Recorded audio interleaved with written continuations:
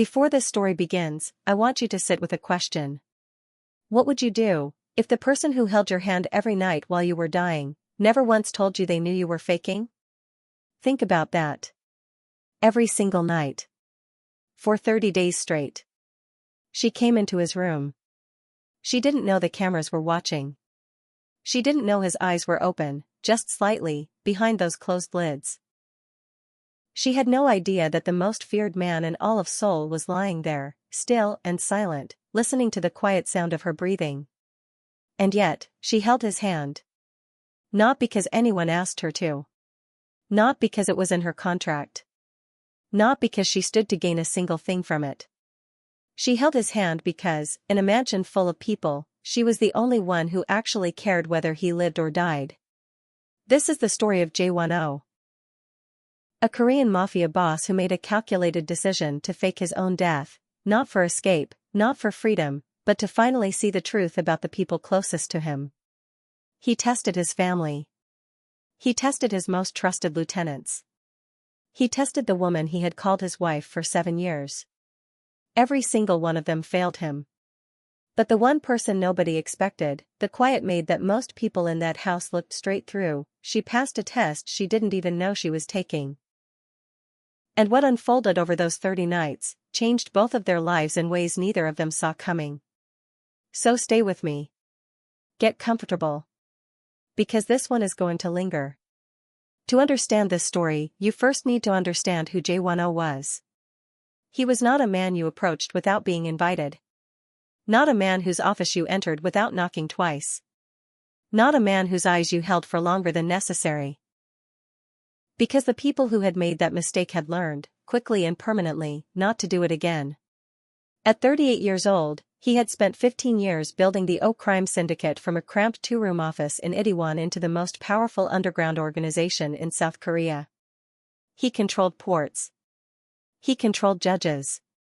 He controlled the kind of silence that, in his world, was more valuable than money, because silence meant nothing could be proven. And nothing could be proven meant nothing could touch him. His estate sat on the edge of the Han River. 5,000 square meters. 12 live-in staff. Round-the-clock private security. Walls thick enough that the city on the other side of them might as well have been a different world. He had designed it that way. Walls kept the outside out. They also kept everything inside exactly where he could see it. He had a wife. Suji. Beautiful in the particular way that very expensive things are beautiful, perfect surface, cold interior, completely aware of her own value. Their marriage, 7 years old by then, had been an arrangement from the beginning. She received his name, his accounts, and a life most women would have envied. He received a flawless companion for occasions that required one. There was no warmth between them. There hadn't been for years. They had stopped pretending somewhere around year 3. And the pretending had not been missed by either of them. He had 2 older brothers. Both had watched him rise past them, past their expectations, past anything the family name had ever produced, and they had smiled at all the right moments and said all the right things, while underneath, the resentment had been quietly building for a decade and a half. He had 6 lieutenants. Men who had sworn loyalty to him at the lowest points of their lives. He trusted them the way you trust a lock on a door. Fully. Until the moment the door opens when it shouldn't. And then, in one overlooked corner of this vast, carefully managed world, there was Amara. Amara Ose had arrived in Seoul 2 years before this story begins. 26 years old. Ghanaian by birth. Raised in Accra by a grandmother who held one belief above all others, that dignity was not something the world gave you. You carried it yourself. You chose it every morning when you woke up. Or you didn't. But no one else could carry it for you. Amara had carried it her whole life. She had studied hospitality management, worked 2 jobs to save for the visa and the flight, taught herself Korean from free apps on a phone with a cracked screen, and arrived in South Korea with 1 suitcase and the kind of quiet determination that is easy to overlook, precisely because it doesn't announce itself. She was hired through a staffing agency. The housekeeper, Mrs. Yoon, a woman whose entire personality could be described as tight, had looked at Amara's application for approximately 4 seconds before approving it. The O household had high turnover. Amara's references were spotless. That was the beginning and end of the evaluation. Her assignment: morning cleaning of the East Wing, laundry twice a week, meal prep for the household staff. She was not assigned to Mr. O's personal service. She was not supposed to have any meaningful interaction with him at all. But houses have rhythms. And people who truly pay attention, the ones who notice the small things, the patterns, the gaps, they learn those rhythms faster than anyone expects. Amara noticed that Mr. O ate alone every single night at a table set for 12. She noticed his wife hadn't slept in the same wing in all the months she'd been there. She noticed the way the security team's posture changed when J1 left the property, not the easy relaxation of staff whose demanding boss has stepped out, but something else. Something closer to relief. The kind that comes when a threat has left the room. And she noticed that nobody brought him tea when he worked late into the night. So one evening, without asking permission, without making any announcement of it, she made a pot and brought it to his study. He stared at the cup. Then at her. "You are not my assigned staff," he said. "No, sir," she replied. But the tea was already made. It seemed wasteful. He looked at her for 3 full seconds. In J1's language, a language built almost entirely of silences and the weight of what was not said, 3 seconds was a substantial conversation. Then he picked up the cup and drank. That was how it started. Not with anything dramatic. Just a cup of tea, an honest answer, and a moment of being genuinely seen. J1 had not always been the man he had become. There had been a time, early, when he was still building, still hungry, when he had trusted freely. His mother. His brothers. And most significantly, his first real partner. A man named Dohan, who had stood beside him in those early years and helped construct the foundation of everything that would become the syndicate. Dohan had sold him out. For money that, within 3 years, would have seemed embarrassingly small to either of them. The betrayal didn't destroy J1. It did something worse. It educated him. It took whatever softness remained and converted it, permanently and completely, into calculation. Into the ability to read a room, read a face, read the micro-expressions that people produced when they thought nobody was paying close enough attention. He had spent 15 years being the most attentive person in every room he entered. And yet, something had still slipped past him. It started with small things. Documents that had been moved. A private meeting whose details reached rival ears before the meeting had concluded. A Lieutenant, Park, whose lifestyle had quietly shifted without any corresponding shift in his official income.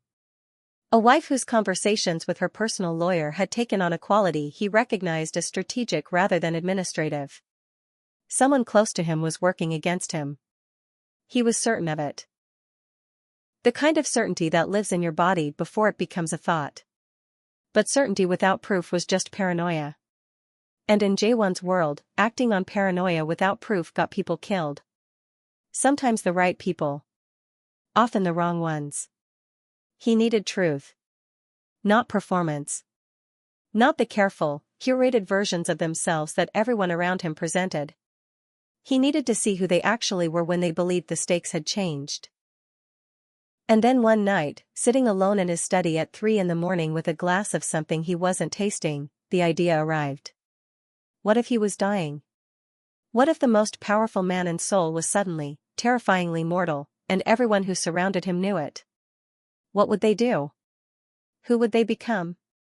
He planned the deception with the same precision he applied to everything. One doctor. A man whose loyalty had been secured years ago through a favor so significant that it had never needed to be spoken of again, it simply existed between them, solid and permanent. The diagnosis was delivered to the household with careful, measured gravity, a rare cardiac condition, aggressive in its progression, outcome uncertain. Mr. O would be confined to his private quarters. Visitors limited. Stress avoided at all costs. Only 4 people knew it wasn't real. J1 himself. The doctor. His bodyguard Kim, loyalty made flesh for 12 years. and a junior accountant named Tae who managed the feeds from the surveillance system installed throughout the East Wing. Cameras so small and so well placed that no one had ever noticed them. Including, for 30 days, the woman who would sit in front of one every single night. Everyone else received the performance. His brothers arrived on day 2. They sat on either side of his bed with their faces arranged into everything grief is supposed to look like, the furrowed brows, the clasped hands, the voices pitched just slightly lower than usual.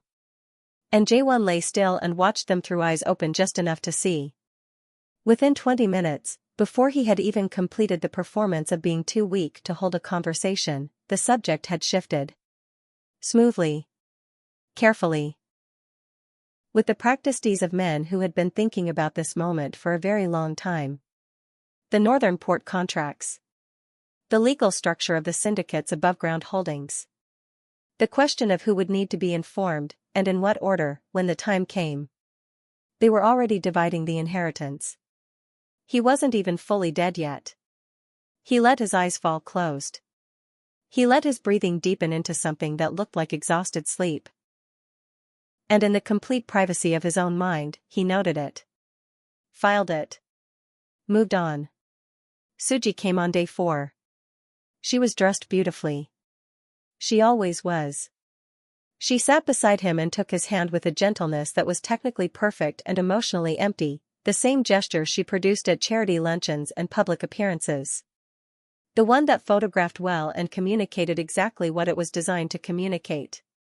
He recognized it immediately. The performance of care in the absence of care. She stayed 40 minutes.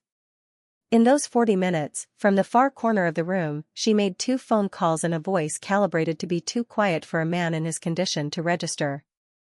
Jaewon had spent 15 years training himself to hear things people believed he couldn't hear. The first call was to her lawyer. The second was to a number he didn't recognize. She left with a kiss to his forehead that felt, in a way he couldn't fully articulate, like a door closing. He had the second number identified before midnight.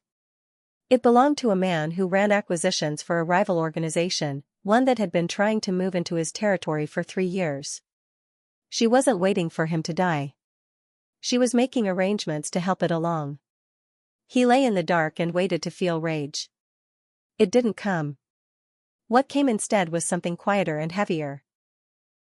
A vast, exhausted absence of surprise. As if something in him had known this for a long time.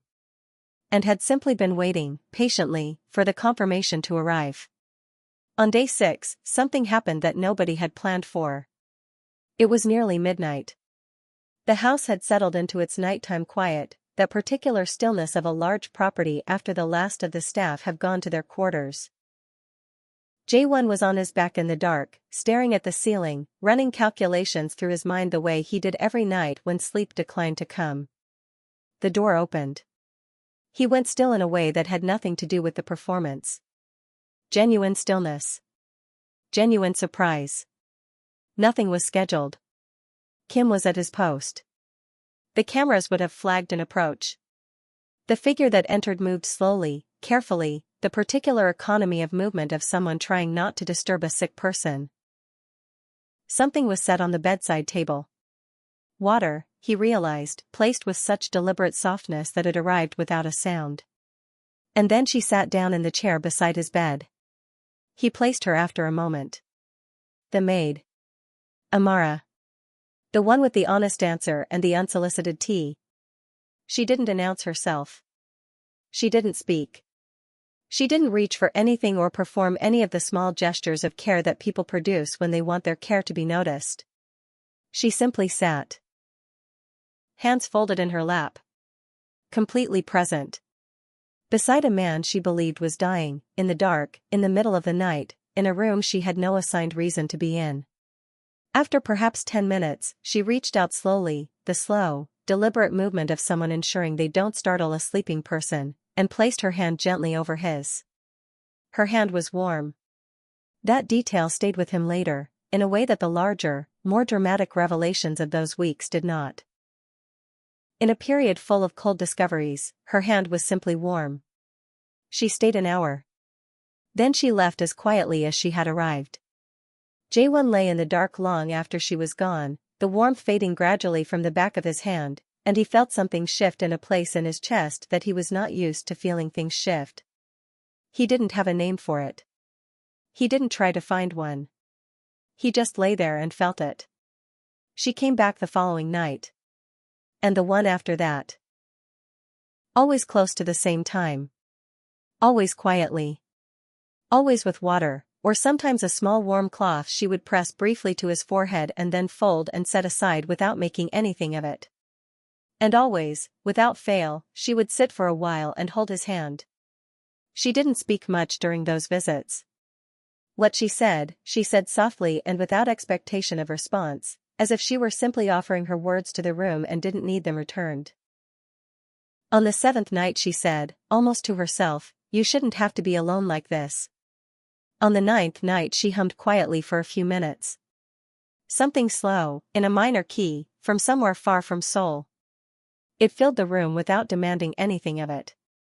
On the 12th night she talked, gently and without looking at him, about her grandmother.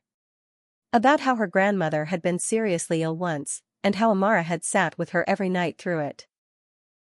How her grandmother had told her that the dark feels smaller when there is someone in it with you. She wasn't telling him because she expected a response. She was simply making sure the silence had something kind inside it. And Jae-won, who had built an empire on the strategic uses of silence, who had weaponized quiet for 15 years, who had never once considered that silence could be something other than tactical, found that he genuinely did not want her to stop. He reviewed the footage every day with Tae. He watched himself lying motionless while she sat beside him. He studied the quality of her presence the way he studied everything, analytically, thoroughly, looking for the tell. The microsignal.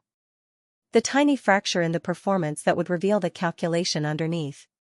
He found nothing. In 15 years of reading people. In 15 years of being one of the most accurate human lie detectors in a business where that skill was literally the difference between life and death, he found nothing. No monitoring. No calculation. No performance. She just cared. Entirely. Without an angle. He had been living so long among people who had angles that he had stopped believing anyone existed without one. On day 15, Suji found out about the nightly visits. One of the staff had reported to her. That was the kind of household it was. People watching people. Information traded upward like currency. She summoned Amara to the sitting room and looked at her with the cold, assessing stillness that she sometimes deployed when she encountered something she didn't understand and therefore didn't trust. "Why are you going to my husband's room at night?" she asked. "Because he is sick," Amara said. "And no one else goes." The silence that followed that answer was the loudest thing in the room. Suji dismissed her. That evening she instructed Mrs. Yoon that Amara was to be reassigned to the West Wing, effective immediately, and was not to enter the East Corridor after 8 o'clock at night. Amara received the reassignment notice the following morning. That night, at 11:45, she came to his room. She took the longer route, through the utility corridor at the back of the house, the one the senior staff rarely used. It added 12 minutes to the journey. She arrived breathing slightly harder than usual from the pace she'd set. She placed the water on the table. She sat down in the chair. She took his hand. She stayed her hour. Then she left. No announcement. No protest. No performance of sacrifice. She simply kept going, quietly, as if the obstacles were just geography, things to navigate around, not reasons to stop. On day 22, something happened that affected Jae-won more deeply than anything his brothers or his wife had done. He was reviewing general household footage when a clip caught his eye. Amara in the laundry room. 2 other staff members nearby. And a third woman, Hannah, standing very close to Amara, her body language arranged in a particular way. There was no audio on that camera. There didn't need to be. Jae-won had spent 15 years reading faces and bodies. He knew exactly what he was watching. He could see it in the angle of Hannah's chin. The deliberate invasion of space. The gesture toward the east wing corridor that made her meaning completely clear without a single audible word. He could see it in the other two staff members, the studied attention to their work, the careful avoidance of eye contact, the particular quality of people who are present for something they have decided not to witness. And he could see it in Amara. She sat perfectly still. Her hands rested on a folded sheet on the table in front of her. She did not flinch. She did not look away. She did not produce tears or anger or any of the reactions the situation was designed to provoke. She held herself with a stillness that he recognized, because he had used it himself, many times, as the stillness of a person absorbing something that costs them something, and choosing not to let that cost be visible. He watched her jaw set, very slightly. He watched her keep her eyes level. She waited until Hannah finished. Then she picked up the sheet she had been folding, completed the fold with complete precision, placed it on the pile, and walked out of the room. Her head was at exactly the same height leaving as it had been when she walked in. That night she came and held his hand for 90 minutes. She was quieter than usual. She didn't hum, didn't speak, didn't fill the silence with anything. But she came. Jaewon sat with the footage for a long time after Tae had gone for the evening. He had started this test looking for traitors. He had found them, more than he had expected, in more places than he had wanted to look. But somewhere in the middle of searching for what was broken, he had stumbled across something whole. Something he had spent so many years assuming no longer existed that he had stopped accounting for it. Someone who was simply, uncomplicatedly, genuinely good. He ended the test on a Wednesday. He had everything he needed. Documented conversations, traced transactions, timestamps that formed a picture so clear and complete that no version of denial could survive contact with it. The household was assembled at 10 that morning. The doctor arrived. The announcement was made, Mr. O had undergone a procedure. The critical phase had passed. He was expected to make a full recovery. Jaewon watched the room from his study monitor. His brothers, their faces cycling through 5 expressions in the space of 2 seconds. Each one a small, contained disaster. Suji. Her composure was extraordinary. Her face gave nothing. But her right hand, resting on the arm of the chair, closed once, quickly, involuntarily, into something very close to a fist. Park, his compromised lieutenant, looked at the floor. And Amara, standing quietly at the back of the assembled staff, simply closed her eyes. When she opened them again, she was looking at the corridor. The path she had walked every night for a month, past the point where she was supposed to turn around, taking the long route because the short one had been closed to her. The expression on her face was not complicated. It was just relief. Clean, private, completely unperformed relief. He sat with his monitor in the quiet of his study and felt it move through him, through the camera, across the distance, through every wall he had ever constructed, and land somewhere real. He asked Kim to bring her to the study that afternoon. She walked in the way she always walked, composed, unhurried, meeting his eyes without aggression or submission. Just presence. He let the silence sit for a moment. You came to my room every night for 30 nights. Yes, sir. You were told not to. Yes, sir. Why? She was quiet for a moment. He watched her face and understood what was happening, not searching for the right answer, not calculating, not building a case. Simply deciding how honest to be. And settling, as she apparently always did, on fully. Because no one should die alone, she said. Even if the dying is only what it looks like from the outside. The inside might be different. And I thought, if it were me, I would want someone there. He sat with that. I was not dying. He watched her process it. Watched the pieces assemble themselves behind her eyes into a shape she recognized. There was no anger in it. No sense of having been made a fool of. Just understanding, arriving quietly, the way things always arrived in Amara. Without drama. Without performance. I see, she said. I saw everything. He indicated the camera with a slight motion of his head. Every night. I was watching. She looked at the small device in the corner of the room. Then back at him.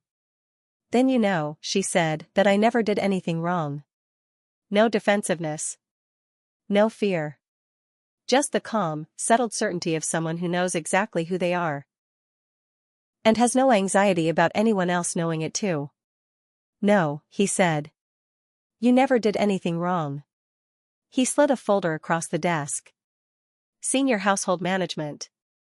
Reporting directly to him. Different responsibilities, different title, different compensation. No Mrs. Yoon. No one between her and him. You can take tonight to think about it, he said. She looked at the folder. Then at him. Then she picked it up. I will give you my answer in the morning, she said. She turned toward the door. Amara. She stopped. Thank you, he said. For the hand. She didn't turn around. But he saw it, just barely, in the line of her shoulder, something that might have been a smile. Then she left. What followed in the weeks after was precise and thorough and, for those on the receiving end of it, final. His brothers were restructured out of every position that gave them access to anything real, money, information, decisions. They kept their titles. They kept their allowances. They kept nothing else. Park resigned before the conversation that would have ended with his removal. Jaewon accepted it for what it was. Suji received the divorce papers 14 days after the announcement of his recovery. Her lawyer tried several approaches. Each one met a wall of documentation so thorough that retreat became the only available direction. The settlement gave her everything she had brought into the marriage. Nothing more. She left on a Thursday. 3 suitcases. Head high. Jaewon, watching from an upstairs window, found that he respected her for how she carried it. The house was different after. Not just in its personnel. In its quality. That particular tension that accumulates in spaces full of hidden agendas and careful performances, it was gone. What replaced it was something Jaewon had not felt in his own home in as long as he could remember. Something that was simply, ordinarily calm. Amara accepted the role. She and Jaewon began to talk. Not in the way that moves quickly, he wasn't built for quick, and she had no interest in performing a closeness that hadn't been earned yet. But in the way that honest things grow, gradually, solidly, without pretense. He learned that she had a sense of humor so dry it operated at a frequency he almost missed entirely for the first 3 months. She learned that beneath all of it, the control, the silences, the measured precision of everything he said and did. There was a person who thought very carefully about whether he had been right. Not just strategically. Morally. Tea in the evenings. Sometimes. The study. The small table in the corner that had become theirs without either of them formally deciding it. One evening, 4 months after the test had ended, he set down his cup and looked at her across the table. You knew, he said. Didn't you? At some point. You knew it wasn't real. She took a moment with the question. I suspected, she said. Around the 2nd week. The vital signs were too stable. And you breathed differently when you were watching than when you were sleeping. He stared at her. You kept coming. Yes. Even when you thought it might be a test. Especially then, she said. Quietly. Simply. As if she were saying something obvious. If someone needs to test whether you'll do the right thing, the answer should always be the same. Otherwise it isn't really who you are. He was quiet for a long time. Outside the window, the Han River moved through the dark. Who are you? He asked. Not as a challenge. Genuinely. The way you ask when you realize a person contains rooms you haven't found yet. She smiled. A real one, the full kind, the kind that starts in the eyes. Someone who doesn't need a test to know how to behave, she said. Jaewon had spent 15 years building a world on a single belief. That everyone has a price. That loyalty is always a transaction, even when it doesn't look like one. That people are, at their core, always performing, And the only honest question is what they are performing for. He had run his test to find the people working against him. And he had found them. All of them. But in the process of looking for what was false, something unexpected had happened. He had found something true. A woman who walked through a darkened corridor every night for 30 nights. Past the point she was supposed to stop, taking the long route when the short one was close to her, to sit beside a man she believed was dying and give him the only thing she had to give. Her presence. Her warmth. Her hand in his. Not because it helped her. Not because anyone asked. Not even because she was certain it was real. Because it was the right thing to do. And for Amara, that had always been, and would always be, enough. Here's what she understood that none of the others did. Character is not what you show when someone is watching. Character is not the performance you maintain when the stakes are visible. Character is what remains when all of that falls away, in the dark, when you believe no one can see you, when there is nothing to gain and everything to lose. Character is who you are when it costs you something. And the most feared man in Seoul, a man who had built his entire life on the certainty that people like that no longer existed, found one. In the last place he thought to look. In the quiet, warm hand of the woman that everyone else in that house had looked straight through. If this story stayed with you, hit that like button. Not for any algorithm. Not for numbers. But because stories about this kind of loyalty, the kind that costs something, the kind that shows up in the dark without being asked, those stories deserve to travel. If you're new here, welcome to Christine Romance Stories. Every video on this channel is built around a moment like this one. The woman nobody saw. The man who didn't know how empty his life was until something warm walked into it. Subscribe. Turn on the bell.